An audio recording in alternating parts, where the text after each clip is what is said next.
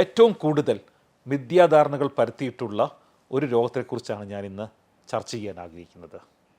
അത് വേറൊന്നുമല്ല, പ്രമേഹമാണ്. പ്രമേഹം ഒരു ലിവർ ഡിസീസാണ്. ഇതൊരു പാൻക്രിയാസുമായി ബന്ധപ്പെട്ട രോഗം അല്ല. ഇപ്പം നിങ്ങൾ ചിന്തിക്കുന്നുണ്ടാവും, എത്ര ശാസ്ത്രീയമായിട്ടുള്ള ഒരു വസ്തുതയാണ് ഞാനിപ്പോൾ പറയുന്നത് എന്നുള്ളത്. പക്ഷേ എൻ്റെ ഈ ടോക്ക് മുഴുവൻ കേൾക്കുമ്പോൾ നിങ്ങൾക്ക് മനസ്സിലാകും, ഇത് 100% ലിവറുമായിട്ട് ബന്ധപ്പെട്ട രോഗമാണ് പ്രമേഹം. ഇത് പാൻക്രിയാസുമായിട്ട് ബന്ധപ്പെട്ടല്ല. പ്രമേഹത്തിൻ്റെ റൂട്ട് കോസ് ടൈപ്പ് 1 പ്രമേഹത്തിനെക്കുറിച്ചല്ല കേട്ടോ ഞാൻ പറയുന്നത്. ടൈപ്പ് 1 പ്രമേഹം പാൻക്രിയാസിലെ ഇൻസുലിൻ്റെ കുറവ് കാരണം ഉണ്ടാകുന്നതാണ്. പാൻക്രിയാസ് ഇൻസുലിൻ്റെ ഉൽപ്പാദനം കുറയുമ്പോഴാണ് ടൈപ്പ് 1 പ്രമേഹം ഉണ്ടാകുന്നത്. അത് 100-ൽ ഒരാൾക്ക് മാത്രമേ ഉള്ളൂ. 100-ൽ 99% പേർക്കുള്ളത് ടൈപ്പ് 2 ഡയബറ്റീസ് ആണ്. ടൈപ്പ് 2 ഡയബറ്റീസിന് കാരണം ഇൻസുലിൻ റെസിസ്റ്റൻസ് ആണ്. ഇൻസുലിൻ്റെ കുറവല്ല, ഇൻസുലിൻ്റെ കൂടുതലാണ് ടൈപ്പ് 2 ഡയബറ്റീസിലുള്ളത്. ഈ ഇൻസുലിൻ കൂടാനുള്ള, പാൻക്രിയാസ് ഇൻസുലിൻ കൂടുതൽ ഉൽപ്പാദിപ്പിക്കാനുള്ള മൂല കാരണം ലിവറിലാണ് കിടക്കുന്നത്. അതുകൊണ്ടാണ് എനിക്ക് നിസ്സംശയം പറയാൻ സാധിക്കും, type 2 diabetes is A liver disorder. It is neither mediated by genetics nor induced by pancreas. ഇനി പ്രമേഹത്തിൻ്റെ എന്തുകൊണ്ട് ഞാനിത് പറഞ്ഞു ഉള്ള വസ്തുവിലേക്ക് നമുക്ക് കടക്കാം.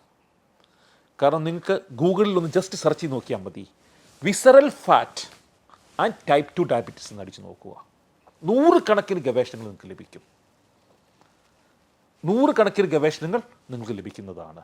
അമേരിക്കൻ ഡയബറ്റിക് അസോസിയേഷൻ ഒന്ന് അടിച്ചു നോക്കുക, type 2 diabetes and visceral fat or type 2 diabetes and fatty liver, American diabetic association അടിച്ചു നോക്കുക. അല്ലെങ്കിൽ ബ്രിട്ടീഷ് മെഡിക്കൽ ജേർണൽ ഒന്ന് അടിച്ചു നോക്കുക. നിങ്ങൾ അത്ഭുതപ്പെട്ടു പോകും. നിങ്ങൾക്ക് 100 കണക്കിന് ഗവേഷണങ്ങൾ അവിടെ ലഭിക്കുന്നതാണ്. ഇന്ന് എല്ലാവരും ശാസ്ത്രജ്ഞന്മാർക്കും അറിയുന്ന ഒരു വസ്തുതയാണ്, ഫാറ്റി ലിവറാണ് ടൈപ്പ് 2 ഡയബറ്റീസിൻ്റെ പ്രധാന കാരണം. എങ്ങനെ ഈ ലിവറിലെ ഫാറ്റ് പ്രമേഹം ഉണ്ടാക്കുന്നു?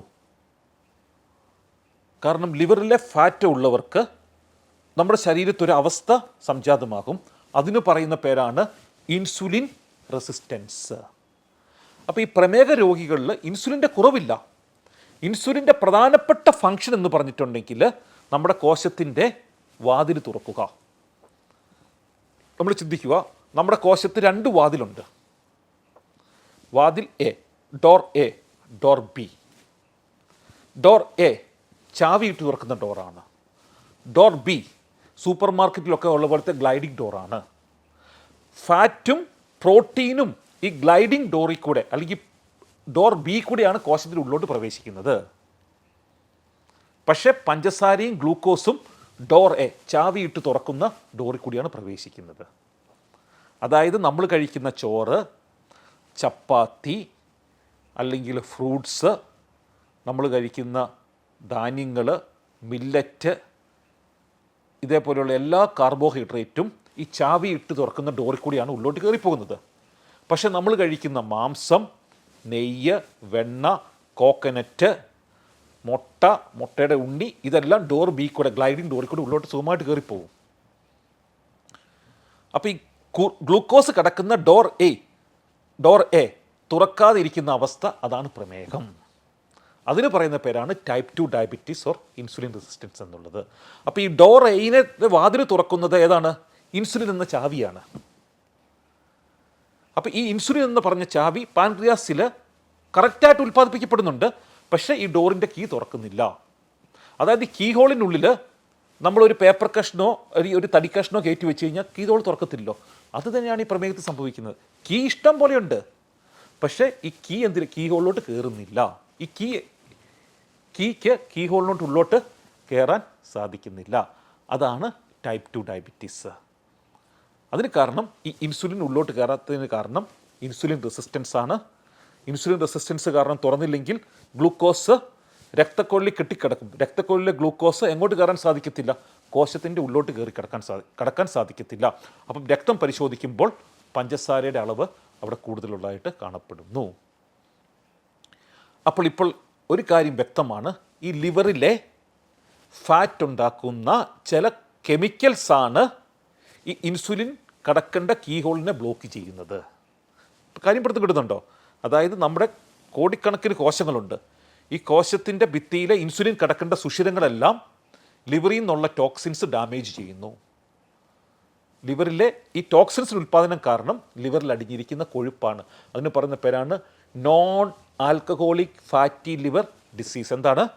ആൽക്കഹോളിക് ഫാറ്റി ലിവർ ഡിസീസ് അല്ല, non alcoholic fatty liver disorder. അപ്പോൾ ഞങ്ങൾക്ക് ഇതിന് പരിപൂർണമായിട്ടുള്ള ഒരു പിക്ചർ ഞങ്ങൾക്ക് തരാം. നമ്മൾ കൂടുതൽ കാർബോഹൈഡ്രേറ്റ് കഴിക്കുമ്പോൾ നമ്മുടെ ലിവറിൽ ഫാറ്റ് അടിയും. അതിന് പറയുന്ന പേരാണ് വിസറൽ ഫാറ്റ് എന്ന് പറയും. അമിതവണ്ണം ഒരു ഉപദ്രവകാരിയല്ല, ഒരു രോഗവും ഉണ്ടാകത്തില്ല. ഈ വയറ്റിൻ്റെ പ്രദേശത്ത് അടിയുന്ന കൊഴുപ്പ് മാത്രമേ പ്രശ്നമുണ്ടാക്കാറുള്ളൂ. അതിന് പറയുന്ന പേരാണ് വിസറൽ ഫാറ്റ് അല്ലെങ്കിൽ ഫാറ്റി ലിവർ എന്ന് പറയും. അപ്പോൾ വിസറൽ ഫാറ്റ് ഉള്ളവരിൽ ഈ വിസറൽ ഫാറ്റിൽ നിന്ന് 100 കണക്കിന് കെമിക്കൽസ് ഉൽപ്പാദിപ്പിക്കുന്നു. അത് സ്റ്റെപ്പ് 1. ഓക്കെ, സ്റ്റെപ്പ് 1 ലിവറിൽ ഫാറ്റ് അടിയുന്നു. സ്റ്റെപ്പ് 2 ഈ ഫാറ്റിൽ നിന്ന്, ഈ ലിവറിലെ ഫാറ്റിൽ നിന്നും വിസറൽ ഫാറ്റിൽ നിന്നും 100 കണക്കിന് കെമിക്കൽ ഉൽപ്പാദിപ്പിക്കപ്പെടുന്നു. സ്റ്റെപ്പ് 3 ഈ കെമിക്കൽസ് ഇൻസുലിൻ കടക്കുന്ന ഡോറിൻ്റെ ഹോളിനെ ഡാമേജ് ചെയ്യുന്നു. സ്റ്റെപ്പ് 4 ഇൻസുലിൻ ഉള്ളോട്ട് പ്രവേശിക്കാൻ സാധിക്കാതെ വരുന്നു.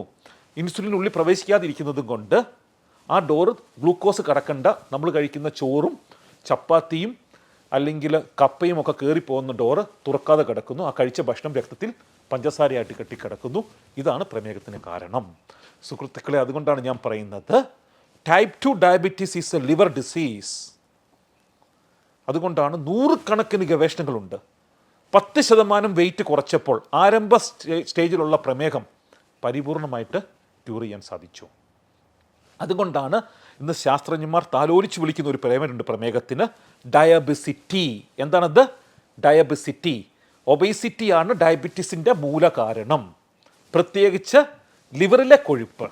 അതാണ് ഇതിൻ്റെ ഫണ്ടമെൻ്റൽ കോസ്. അപ്പോൾ ലിവറിലെ ഫാറ്റിനെ നിയന്ത്രിക്കാൻ സാധിച്ചാൽ, ഫാറ്റ് ലിവർ റിമൂവ് ചെയ്താൽ ഡെഫിനറ്റായിട്ട് നിങ്ങൾക്ക് വരാൻ സാധ്യതയുള്ള പ്രമേഹത്തിനെ ഒരു 20, 30, 50 വർഷത്തിലേക്ക് പോസ്റ്റ്പോൺ ചെയ്യാൻ സാധിക്കും. അതുകൊണ്ട് പ്രമേഹത്തിൻ്റെ ആരംഭത്തിലുള്ളവർ, അതായത് 2-3 വർഷമായിട്ട് പ്രമേഹം പിടിപെട്ടവർ അവരുടെ വെയിറ്റ് 10% കുറച്ചാൽ അവർക്ക് പ്രമേഹത്തിൽ നിന്ന് വിമുക്തി പ്രാപിക്കാൻ സാധിക്കുന്നതാണ്. ടൈപ്പ് 1 പ്രമേഹമല്ല, ടൈപ്പ് 2 പ്രമേഹമാണ് ഞാൻ ഉദ്ദേശിക്കുന്നത്. അപ്പോൾ ഈ ഒബേസിറ്റി, അമിതവണ്ണം കൂടിയത് കൊണ്ടാണ് നമ്മുടെ സമൂഹത്തിലെല്ലാം ഇത്ര പ്രമേഹത്തിൻ്റെ നിരക്ക് കൂടാനുള്ള കാരണം.